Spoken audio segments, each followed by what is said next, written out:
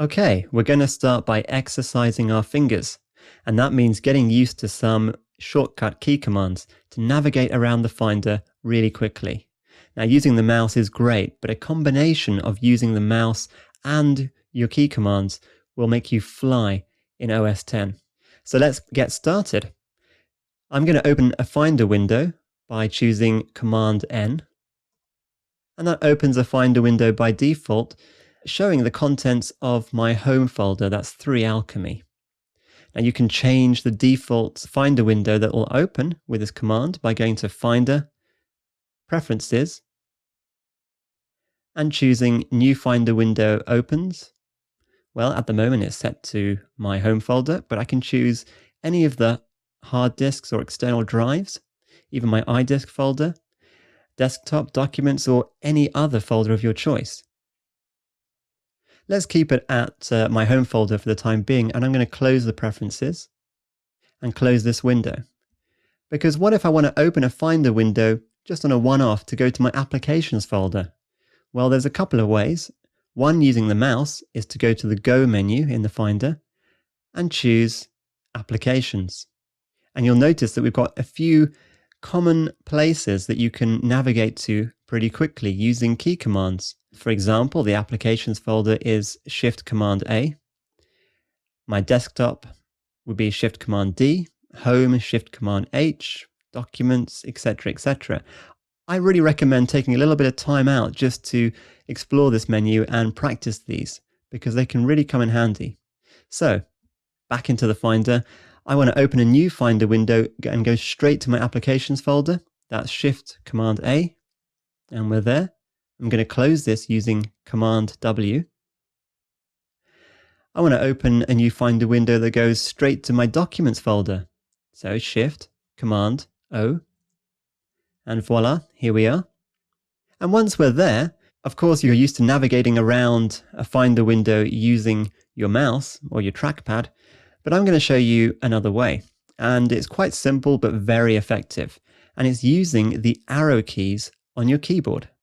And this works very well in list mode and column mode. So using the up and down arrows on my keyboard, I can easily navigate up and down the list. In column mode, however, I can also use the right arrow key to go to the next column, and the right one again, and the right one again. And to return to the previous column, of course, that will be the left arrow key. And we're back. Okay. Now this works also in list mode. I could click here to go to list mode or use Command 2. I'm a bit of a key command guy, so I'm going to stick to my key commands and just remind you of these as we go throughout this title.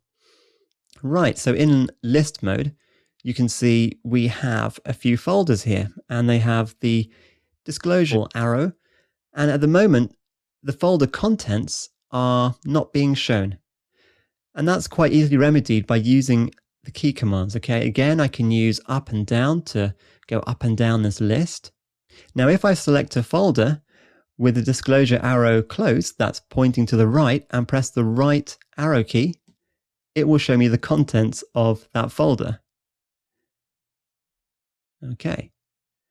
Now, while I'm in the contents of that folder, if I want to get to the enclosing folder, I press the left arrow key to go back, and I press the left again once I've got that folder selected, and you can notice it now has downward pointing disclosure arrow. Press left, it will now close the folder or hide the view of that folder. So the right arrow key to show the view, left arrow key to hide, and back again. Okay, so this is extremely useful for navigating around Finder windows.